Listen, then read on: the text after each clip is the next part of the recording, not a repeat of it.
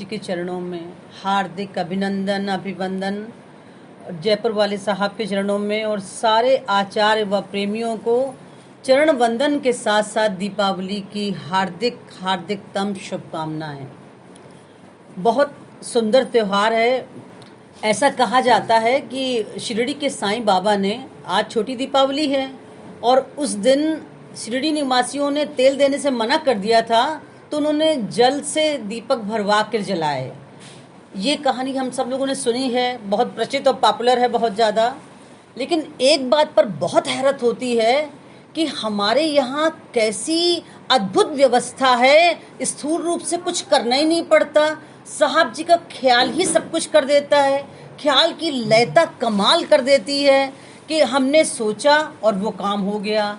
ख्याल की शुद्धता सबसे ज़रूरी है भाई, लगन बहुत ज़रूरी है, लेकिन ऐसे स्थूल रूप से कुछ देने के बजाय साहब की नज़र ही सब कुछ दे दिया करती है। कभी कभी ये विचार बहुत तेज़ी पकड़ता है कि अभी हमारी पीढ़ी, हमारे से अगली पीढ़ी और उसकी अगली पीढ़ी जाने दीजिए, फिर ये लोग कैसे विश्वास करेंगे कि एक ऐसा व्यक्ति था जो हमारे जैसे हाड़ मास का था, ऐसे ही खाता पीता उठता बैठता था और अद्भुत शक्ति का पुंज था, जो केवल नज़र के इशारे से व्यक्ति को उठा के कहाँ से कहाँ पहुँचा दिया करता था। आप यकीन मानिए, विश्वास नहीं आएगा। थोड़े दिन पहले अभी सुधाकर ने एक कहानी सुनाई थी। कोई डॉक्टर थी, उनके फ्रेंड में कारपूल करके जाते थे। जब उनको बताया कि ऐसे ऐसे आश्रम है ये, तो उन्हें रोमांच हो आया और उन्हें पूछना पड़ा कि वही कि ये सच है। जब तक खुद ना देखो, वही सबको एक हादसा ज़रूरी है। कौन सीखा है सिर्फ बातों से। तो जॉन एलिया का जो शेर है बहुत सुंदर है। फिर क्या सबसे बड़ी बात क्या नज़र आई कि अगली पीढ़ी में विरासत कैसे ट्रांसफ़र होगी। तो उसके लिए सबसे अच्छा उत्तर हमारे आदरणीय गोपाल भाई साहब का है, जो बेचारे हर संडे कहते हैं कि घर मंदाकिनी आई हुई, अरे 2 घंटे तो निकाल लो कम से कम। जो सत्संग में हैं उन्हें, उनके बच्चों को, उनकी पीढ़ी को ये विरासत में मिलेगा ही मिलेगा और वो सीख लेंगे। लेकिन बात ये सच है कि वास्तव में विश्वास करना मुश्किल हो जाएगा कि कोई ऐसा व्यक्ति था जिसके दर्शन से चेतना ऊपर उठ जाए। एक ऐसा व्यक्ति था जिसके केवल पास बैठने से घावों पे मरहम लग जाए, जिसकी मुस्कान से कमाल होता हो, हम अपना दुख भूल जाएं और दैवीय उपस्थिति का आभास हो जाए, जिसकी खिलखिलाहट में सारे दुख को तिरोहित कर देने की क्षमता हो, जिसकी एक श्वास जो वो ले रहा है उसमें हमारी मलिनता खिंच जाती हो, एक निश्वास जो वो फेंक रहा है उसमें हम में पवित्रता भर जाती हो। ऐसी शक्ति सचमुच दुर्लभ है, जो एक बार अगर कोई कुछ बोल दे तो मोह सकल व्याधिन का मूल है, जो सबसे सर्वाधिक विकारमय विकार है, जो बहुत सघनता से पकड़ता है, वो नष्ट हो जाए। ऐसा ही एक बार क्षण, जैसे हम लोगों ने पिछले रविवार बहुत डिस्कस किया और बहुत सुंदर टॉपिक था कि भाई क्या करें ऐसी परिस्थिति में जब सामने हम निर्मल हैं और सामने वाला हमें बहुत तंग कर रहा है। तो उस वक्त भी मुझे बहुत याद आया था, लेकिन समय नहीं था। ऐसी ही परेशानी लेके एक बार हम साहब जी के पास गए, क्योंकि जब तब ऐसे कुछ कमेंट सुनने पड़ जाते थे जो कमेंट चीर दिया करते थे। भाई बगल सामने खड़े जान के लोग बोल रहे हैं कुछ ऐसी बात, और आपको मालूम है शब्द कारक भी है, मारक भी है, शब्द गीता भी है, शब्द महाभारत भी है, शब्द औषधि भी है, संजीवनी भी है और बड़ा पीड़ादायक भी है। तो साहब जी ने हमसे कहा था ये बात कि जब तुम्हें जो कुछ कहा करे हमें दे दिया करो आकर। तो जब हम उनके पास पहुँचे और हम कुछ एक शब्द नहीं बोले, बस बैठे, जाके उन्होंने बैठते ही शुरू किया, जन्म मरण सुख दुख सब होगा, हानि लाभ प्रिय मिलन वियोगा, काल करम बस होई गुसाई, बरबस रात दिवस की नाई। कि ये जितने भी काम हैं, सुख दुख प्रिय मिलन का वियोग, ऐसे कष्ट, सब सारी चीज़ें सेट हैं, तय हैं, हर मोमेंट डेस्टाइंड है और अपने आप होता जा रहा है।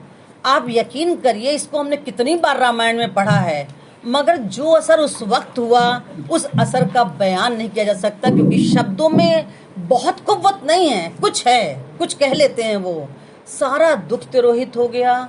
क्या शिकायत लेकर आए थे, क्या कहना था साहब जी से, सब भूल गए और उनकी ऐसी मनोहर आकृति में खोए कि उसके बाद एक शब्द, एक प्रश्न, एक बात नहीं कर पाए। बस वहाँ बैठे बैठे ही कहीं घूमने लगा मन। जो पक्की बात थी कि न इस दुनिया में था, न दीन में था, बस साहब जी मैं ही हो गया उतने वक्त तक। इससे हम आपको ये बताना चाह रहे हैं कि अगर एक शिकायत आई कि हम पिछड़ जाएंगे, तो साहब जी का उत्तर ये था उनसे, भाई साहब जी बहुत अधिक मौन रहते थे। हमारे रईस भाई साहब थोड़ा सा बोलते थे और ये भी जानते थे कि ये लोग बहुत जड़ लोग हैं, तो उन्होंने इसको बहुत अच्छा समझाया कि महात्मा बुद्ध की थ्योरी है कॉज इफेक्ट की। तो तुम जो इफेक्ट देख रहे हो उसके पीछे कॉज को ढूंढो, कोई बीज था जिसमें अंकुर निकला है। तो ये सोचना कि हम पिछड़ जाएंगे बिल्कुल सही नहीं है, क्योंकि जो हो रहा है वो उनकी मर्जी से ही हो रहा है। एक साधिका ने बताया था कि हमारी चाची ने हमको बहुत गोबर बुहारी करवाया, तो वो गोबर बुहारी करवाने की प्रेरणा सूक्ष्म साहब जी की तरफ से ही आई थी कि अगर ऐसा नहीं होगा तो ये लड़की पढ़ेगी नहीं। और बाद में देखिए उसने कितना पढ़ डाला, एमएड तक कर डाला। अगर चाची से वो ये नहीं करवाते या उनके शब्द अमोघ शब्दों के कारण वो ऐसा नहीं करती तो वो पढ़ नहीं पाती और गाँव में ही रह जाती, जो कि उसने बिल्कुल हाथ पैर डाल दिए थे कि हमें नहीं पढ़ना है। तो सब चीज़ें उन्हीं की तरफ से आ रही हैं। वो हमारे कर्ता धर्ता हैं, सुख देने वाले हैं, दुख को हरने वाले हैं। अगर हम एक बार ये पूरी शिद्दत से सोच लें कि हर चीज़ उनकी तरफ से आ रही है, वो हमारे सिर पर है, उनका वरद हस्त हमारे पास है, तो आप यकीन मानिए न केवल पीड़ा मिटती है, सामने वाले से उपालंब शिकायतें भी मिट जाती हैं। क्योंकि किसी की मजाल नहीं जो किसी को कष्ट दे सके। हानि लाभ प्रिय मिलन भी होगा, काल करम बस होई गुसाई, बरबस रात दिवस की नाई। तो हम कैसे मान लें कि ऑफिस में कोई आदमी हमें तंग कर रहा है? हमें वो आदमी तंग नहीं कर रहा है, हमारा ग्रह तंग कर रहा है, और उसके पीछे जुड़ी हुई कोई उन्नति की नई अवधारणा है वो तंग कर रही है। उसके बाद बहुत देर हम लोग इस टॉपिक पर डिस्कस करते रहे और सबका एक ही मत था जो कमल भाई का था कि भी सबको अपनी अच्छाई पे कायम रहना चाहिए। मगर आप क्या बात करते हैं, अच्छाई पे कायम आप रह नहीं सकते अगर आप किसी ऊर्जा के स्रोत से जुड़े नहीं हैं। अगर साहब जी का वरद हस्त आपके ऊपर नहीं है तो आप कतई भी नहीं रह सकते, आपके मन में प्रतिशोध जगेगा, कुछ आप गलत कर बैठेंगे। ये केवल और केवल तब संभव है जब हम ऐसे किसी महान आत्मा के चरणों में होंगे। तो जब हम हैं तो हमारे सुख दुख की, योग क्षेमम वहाम्यम की सारी जिम्मेदारी उन पर है। तो ये कैसे मान ले कि हम आपने निर्मल हृदय से पिछड़ गए? एक्चुअली हम निर्मल हृदय अभी है नहीं, हम उस प्रोसेस में हैं होने की। अगर हो जाते तो ये शिकायत नहीं होती। वही मोहब्बत का पहला करीना है कि खामोश लब को सिए रहो, ये बिल्कुल सच बात है। तो सब चीज़ें उधर से आ रही हैं। एक बार ध्यान से ये सोच लो, आप यकीन करोगे परिस्थितियों का सारा दर्द कष्ट जैसे किसी ने सोख लिया हो। एक उनकी नज़र याद करो, उस मासूम नज़र की मस्ती का अंदाज किसी से क्या कहिए।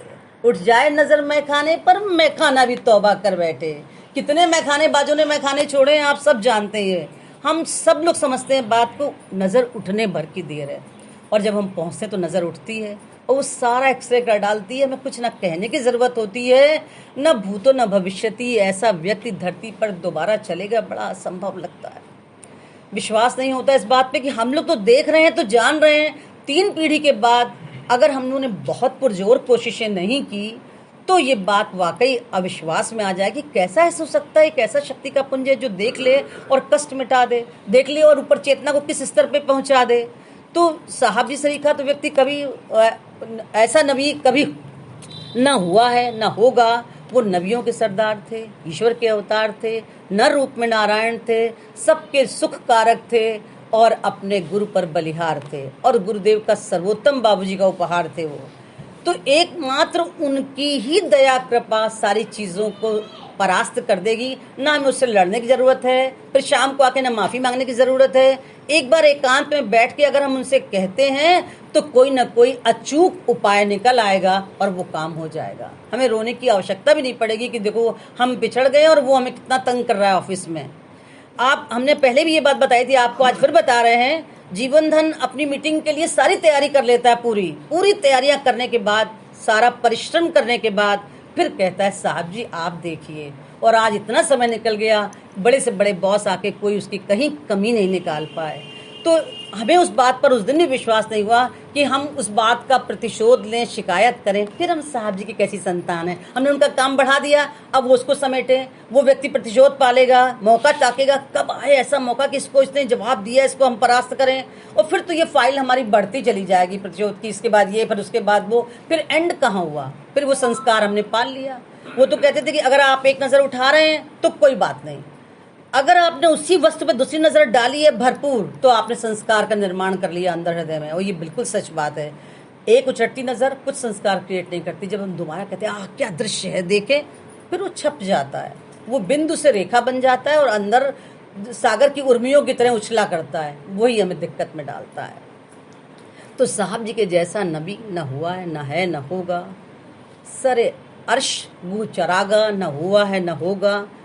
हक का ऐसा मेहमान, न हुआ है, न होगा। एक आखिरी बात कि जब यहाँ पर ज्वाइन करने वालों में लेटेस्ट सबसे न्यू मेंबर हम ही हैं, जिन्होंने 2 साल ही हुए हैं अभी आते हुए। लेकिन यहाँ आने के बाद ये सत्य बेपर्दा हुआ कि साहब जी ने इतनी तथाकथित बड़ी बड़ी महान हस्तियों को छोड़कर ये ज़मीन, ये परिवार, ये घर, ये वातावरण क्यों पसंद किया, क्यों सत्संग का यहाँ श्री गणेश किया।